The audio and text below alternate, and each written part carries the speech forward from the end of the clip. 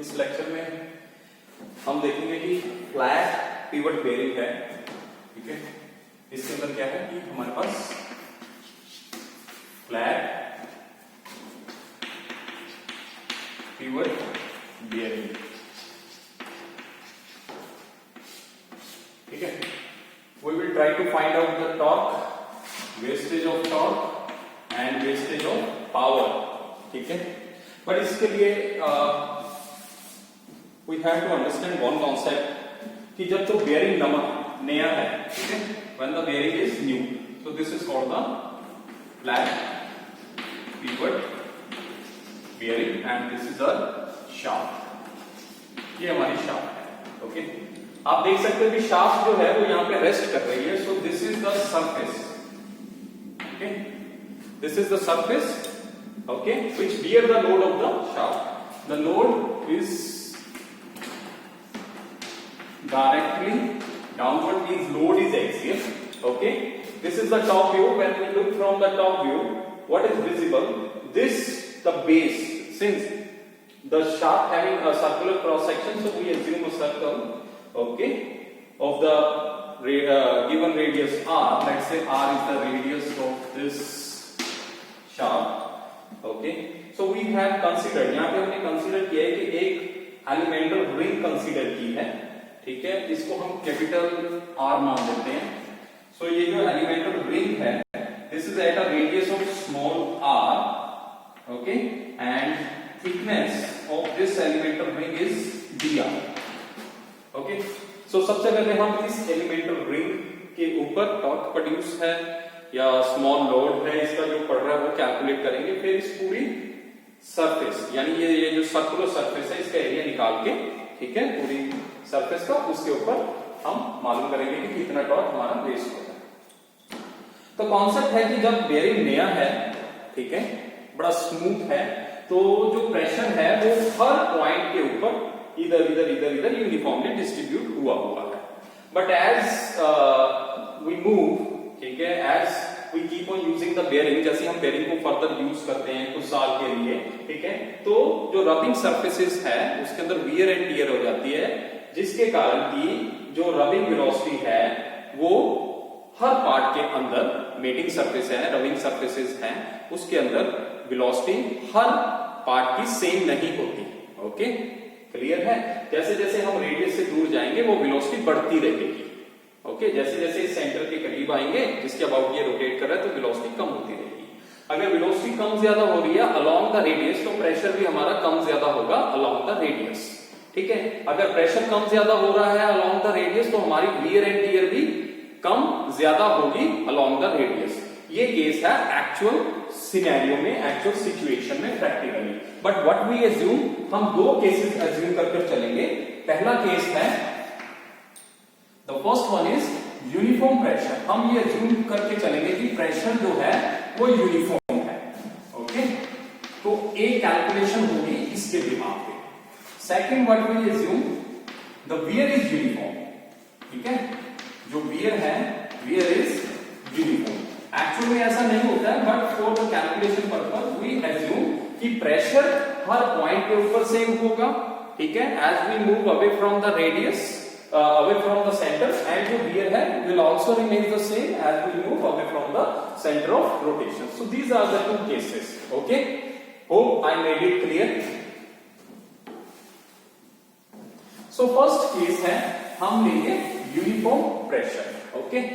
So we need to find out the torque, okay, and power lost while considering uniform pressure throughout the mating surface, okay. सो हमारे पास जो load है वो है, जो parameter वो हम कंसीडर कर रहे हैं, एक तो W है which is the load of the shaft, P, capital P is the pressure over here at the mating surface, capital R is the radius of the shaft and small r is the this radius of the, okay, eight a distance r। जो annular ring consider की है वो कितने distance के ऊपर है, okay. तो यहां पे जो प्रेशर लग रहा है इस लोड के कारण, उसकी वैल्यू मेरे पास है। वो प्रेशर किसके बराबर होता है, load per unit area. Load कितना लग रहा है, W, एरिया कितना है पाई आर स्क्वायर इस पूरी सरफेस के ऊपर। अगर कोई प्रेशर लग रहा है वो क्या होगा W by pi r square. Okay, is it clear? ठीक है, अब मैंने क्या किया है, अब मैंने ये एंगुलर रिंग कंसीडर कर ली है, छोटी सी एंगुलर रिंग ये वाली। अब इसका एरिया क्या होगा, इस पर्टिकुलर रिंग का एरिया मुझे अगर फाइंड आउट करना है ना, तो मैं क्या करूंगा, एरिया के लिए मुझे 2 पैरामीटर चाहिए होते हैं, है ना, हमेशा हमने देखा एक्सिस के ऊपर। तो मैं क्या करूंगा, पहले तो ये वाला एक लेंथ ले लूंगा, ये वाली अंदर वाली, ये क्या है सरकमफ्रेंस। ठीक है, तो एरिया ऑफ रिंग ये किसके बराबर है, सरकमफ्रेंस यानी पाई डी। पाई डी को अगर मैं कन्वर्ट करूं 2 पाई आर, एक पैरामीटर आ गया। दूसरा पैरामीटर है डी आर। अगर मैं इसको डी आर से मल्टीप्लाई कर देता हूं, 2 पैरामीटरों में मल्टीप्लाई हो गया तो एरिया ऑफ द रिंग मेरे पास आ गया है। Is it clear? ठीक है, अब इसके ऊपर कितना लोड आया है, ये छोटी सी रिंग है तो मैं मान लेता हूं कि छोटा सा लोड आया होगा, W लोड इसके ऊपर आया होगा। ठीक है, तो वो किसके बराबर होगा, प्रेशर इनटू एरिया, उस रिंग का जो भी एरिया है। ओके, तो प्रेशर को मैं प्रेशर लिख लेता हूं और एरिया क्या है 2 पाई आर डी आर। ठीक, प्रेशर इनटू एरिया, यहां तक कोई प्रॉब्लम? अब क्योंकि ये शाफ्ट गोल गोल रोटेट कर रही है यहां पे, तो यहां पे कुछ ना कुछ फ्रिक्शनल फोर्स आएगी, वो इस सर्कल के टेंजेंशियल होगी, ऐसे होगी। अगर मैं यहां पे कंसीडर कर रहा हूं, अगर यहां कंसीडर कर रहा हूं तो इस सरफेस पे ऐसे होगी। ठीक है, क्लियर है? क्योंकि वो सरफेस इस तरीके से रोटेट कर रही है, तो वो जहां पे भी शाफ्ट टच कर रही है उस आउटर एज से टेंजेंशियली निकलेगी मेरी फ्रिक्शनल फोर्स। क्लियर है यहां तक? ओके, और अब फ्रिक्शनल फोर्स किसके बराबर होती है, एफ आर, वो होती है म्यू आर एन के बराबर। अब भी आर एन किसके बराबर होगा, डब्ल्यू के, लेकिन छोटी सी रिंग कंसीडर कर रहा हूं। ठीक है, उसके कारण जो फ्रिक्शनल फोर्स इतनी थी, उसके ऊपर लोड कितना है, डेल्टा डब्ल्यू। तो mu delta W, frictional force किसके बराबर आ गई है, म्यू डेल्टा डब्ल्यू। ठीक है, डेल्टा डब्ल्यू की वैल्यू कितनी है, ये रही, तो mu T 2 pi R D R. तो ये मेरे पास आ गया है फ्रिक्शनल फोर्स। ठीक है, यहां से मैं रद्द कर देता हूं। तो मेरे पास जो फ्रिक्शनल फोर्स निकल के आई है छोटे से एलिमेंटल रिंग पे ऊपर लग गई है, mu 2 pi r, what is mu 2 pi r t d r. So this is a small frictional force that is acting on the small elemental area. Okay? ठीक है, ओके, मान लेते हैं कि यहां से लग रही है। चलिए, तो अब ये dr बहुत छोटा है, अगर मैं इस फ्रिक्शनल फोर्स के कारण इस सेंटर के अबाउट टॉर्क निकालूं, देखिए फ्रिक्शनल फोर्स इस तरफ है, ये सेंटर डिस्टेंस हो गया। अगर मैं यहां पे कंसीडर कर रहा हूं फ्रिक्शनल फोर्स इस तरफ है, ये सेंटर डिस्टेंस परपेंडिकुलर हो गया, तो टॉर्क निकल आएगा, frictional force into perpendicular distance. मैं dr इसलिए नहीं ले रहा हूं क्योंकि dr बहुत छोटा है, कैलकुलेशन में प्रॉब्लम आएगी, तो मैं कंसीडर करता हूं कि ये फ्रिक्शनल फोर्स इस पॉइंट की जगह इस पॉइंट पे लग रही है at a distance r। Okay, तो torque produced by this frictional force will be equal to frictional force into perpendicular distance r। तो फ्रिक्शनल फोर्स किसके बराबर थी, 2p mu pi r dr, एक r ये है, तो हो गया r स्क्वायर dr। ये छोटी सी फ्रिक्शनल फोर्स है। ओके, अब मुझे टोटल ये छोटा सा टॉर्क है जो छोटी सी फ्रिक्शनल फोर्स के कारण प्रोड्यूस हो रहा है ऑन द एलिमेंटल रिंग। अब मुझे इस पूरी सरफेस के ऊपर, इस पूरे एरिया के ऊपर मुझे टॉर्क निकालना है। What I do, I integrate the whole equation. कहां से कहां तक, मिनिमम रेडियस से लेके मैक्सिमम रेडियस तक। यानी मैं क्या करूंगा, आफ्टर इंटीग्रल,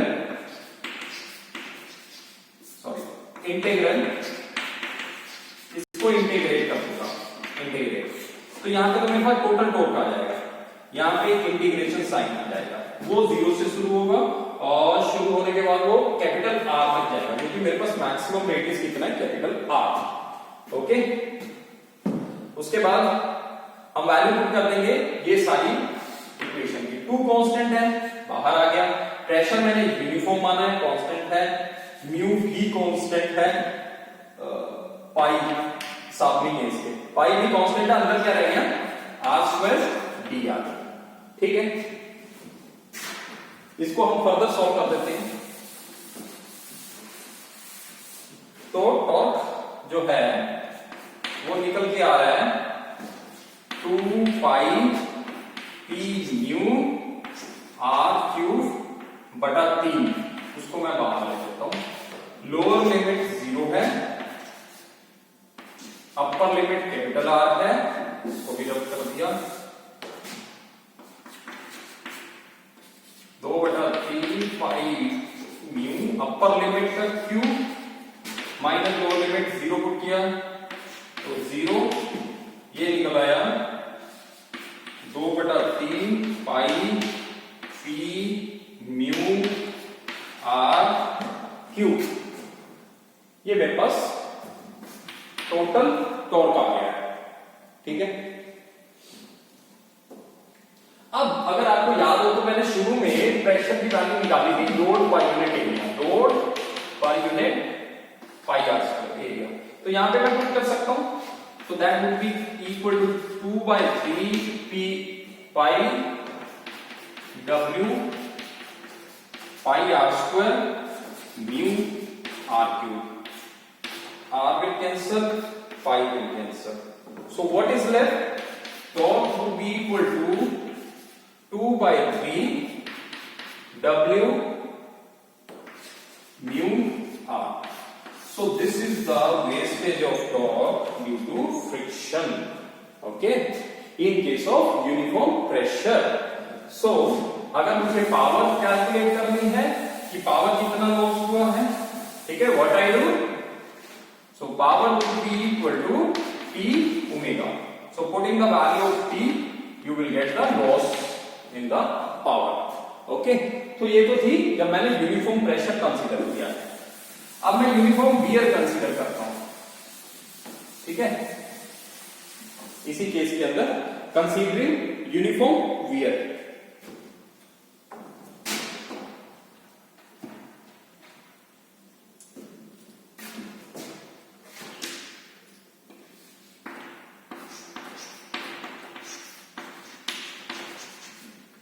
यूनिफॉर्म वियर, अब यूनिफॉर्म वियर जो है वो डिपेंड कर रही है कि आप प्रेशर कितना है एंड वेलोसिटी, है ना, क्योंकि जो वेलोसिटी है वो डिपेंड अपॉन द रेडियस। जितना मैं सेंटर से दूर जाऊंगा मेरी रबिंग वेलोसिटी जो दो सरफेसेस के बीच में वो बढ़ती रहेगी। वेलोसिटी डिपेंड कर रही है रेडियस के ऊपर। ठीक है, और मैंने इन दोनों को यूनिफॉर्म माना है, यानी मेरा जो वियर है वो P और R के ऊपर डिपेंड कर रहा है ना। वेलोसिटी की जगह मैंने रेडियस ले लिया है और दोनों ही यूनिफॉर्म मान रहा हूं मैं, तो कांस्टेंट हो गया। ठीक है, मेरी वियर इनके ऊपर डिपेंड कर रही है, मैंने वियर को यूनिफॉर्म माना है तो मैंने इसको कांस्टेंट मान लिया। देखिए प्रेशर ज्यादा कम हो सकता है, रेडियस ज्यादा कम हो सकता है, लेकिन multiplication of these two term will remain same. ठीक है, तो यहां पे मैंने प्रेशर कांस्टेंट मान लिया, तो प्रेशर की वैल्यू निकाल सकता हूं, कांस्टेंट की वैल्यू निकाल सकता हूं, कुछ भी मैं निकाल सकता हूं। ठीक है, तो लेट अस कंसीडर कि जो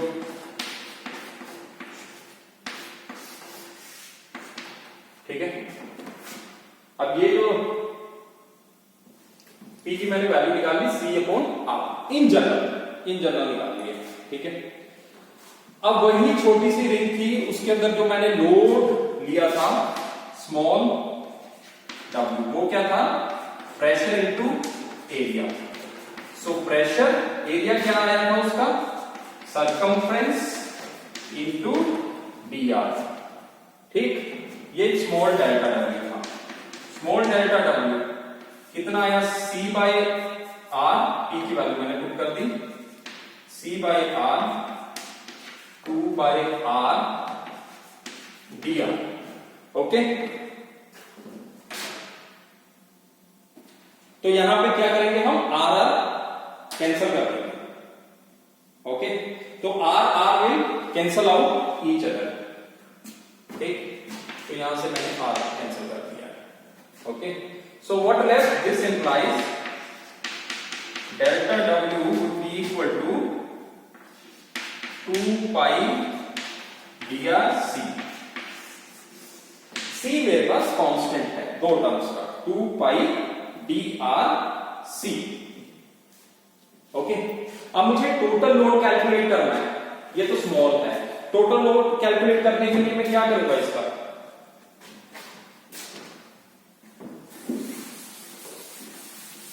क्या करेंगे हम, टोटल लोड, ये छोटी सी एलिमेंटल रिंग के ऊपर लग रहा है ये लोड, सिर्फ टोटल लोड के लिए मैं इसका इंटीग्रल कर दूंगा, यहां पे भी इंटीग्रल और यहां पे भी।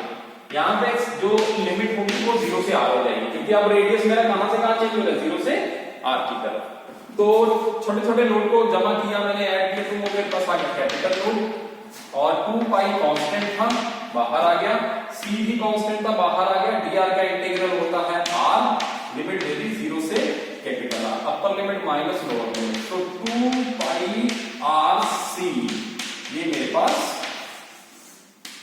आ गया है कैपिटल W, यानी total load acting on the bearing surface, ये मेरे पास W आ गया, ठीक। यहां से मैं कैपिटल C की अगर वैल्यू निकालूं तो वो हो जाती है W बाय 2 पाई R, ये भी याद रखेंगे। अभी तक मैंने सिर्फ W निकाला है, ठीक है। अब फ्रिक्शनल फोर्स मेरे पास पहले भी थी, ठीक है। तो अब मैं क्या करूंगा, टॉर्क निकालूंगा।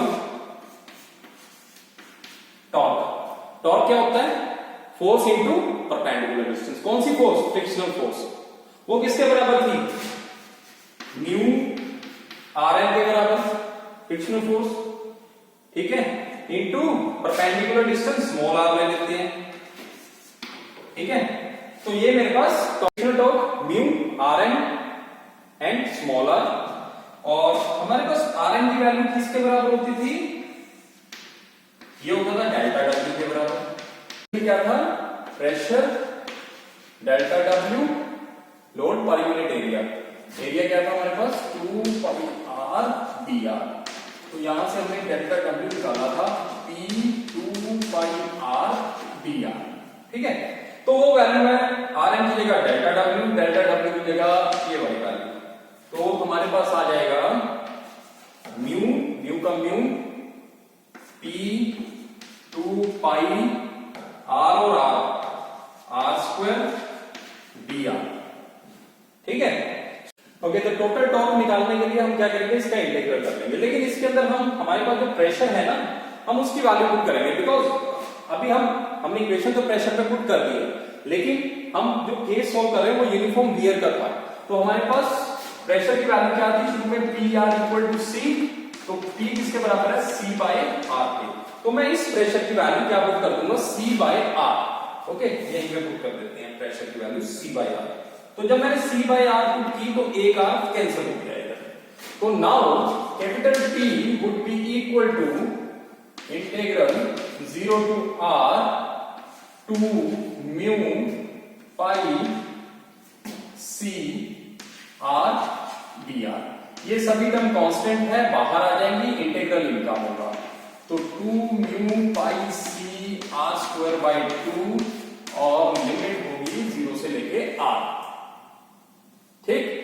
तो जब मैं वैल्यू पुट कर दूंगा pi C r square by 2, okay, 2 cancel हो जाएगा, ठीक है। So we are left with T equal to mu pi C r square, okay, mu pi C r square. तो अब आपको याद है कि मैंने C की वैल्यू एक W के फॉर्म में भी निकाली थी, क्योंकि मुझे कांस्टेंट तो चाहिए ही, ठीक है। तो हमारे पास एक याद हो आपको, तो मेरे पास रिलेशन था कि C और W में, ठीक है। तो W is equal to 2 pi r c, okay. तो C की वैल्यू क्या थी उस रिलेशन से, W अपॉन 2 पाई आर। तो वो C की वैल्यू मैं यहां पे पुट कर देता हूं, mu pi W over 2 pi r into r square. So pi pi will cancel, r will cancel out each other.